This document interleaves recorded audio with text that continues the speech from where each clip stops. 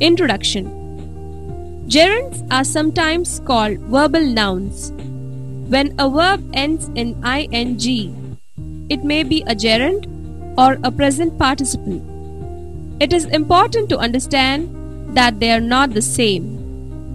When we use a verb in ing form, more like a noun, it is usually a gerund. Example: fishing is fun. When we use a verb in ing form, more like a verb or an adjective, it is usually a present participle. Example: Anthony is fishing. Example: I have a boring teacher. Gerunds as subject, object or complement. Try to think of gerunds as verbs in noun form. Like nouns, gerunds can be the subject, object or complement of a sentence. Examples: smoking costs a lot of money. I don't like writing.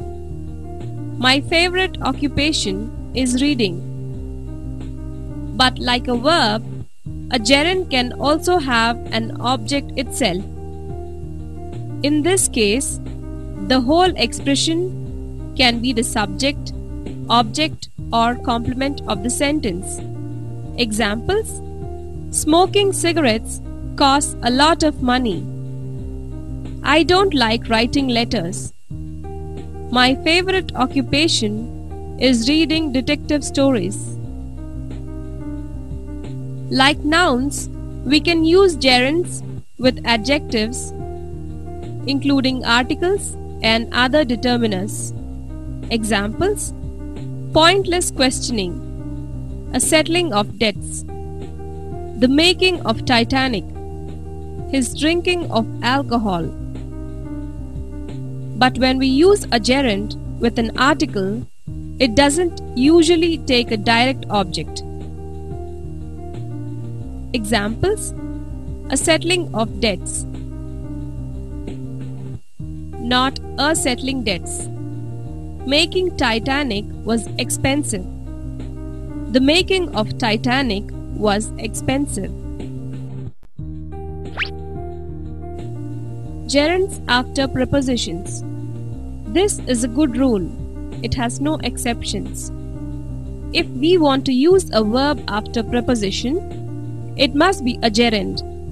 It is impossible to use an infinitive after a preposition. So, for example, we say, I will call you after arriving at the office. Please have a drink before leaving.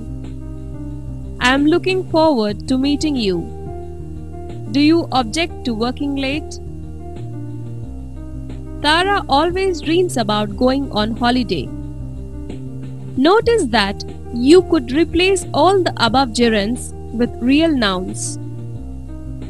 I will call you after my arrival at the office.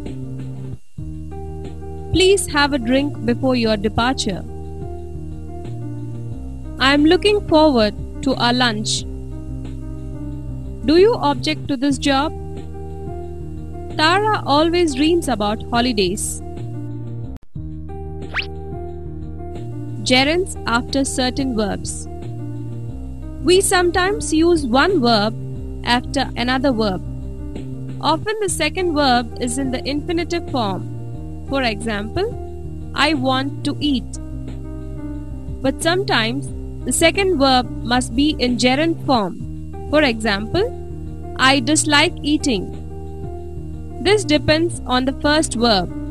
Here is a list of verbs that are usually followed by a verb in gerund form: admit, appreciate, avoid, carry on, consider, differ, delay, deny, detest, dislike, endure, enjoy, escape, excuse, face, feel like, finish, forgive, give up, can't help, imagine, involve, leave off, mention, mind, miss, postpone, practice, put off, report, resent, risk, can't stand, suggest, understand. Look at these examples. She is considering having a holiday. Do you feel like going out? I can't help falling in love with you. I can't stand not seeing you. Gerunds in passive sense.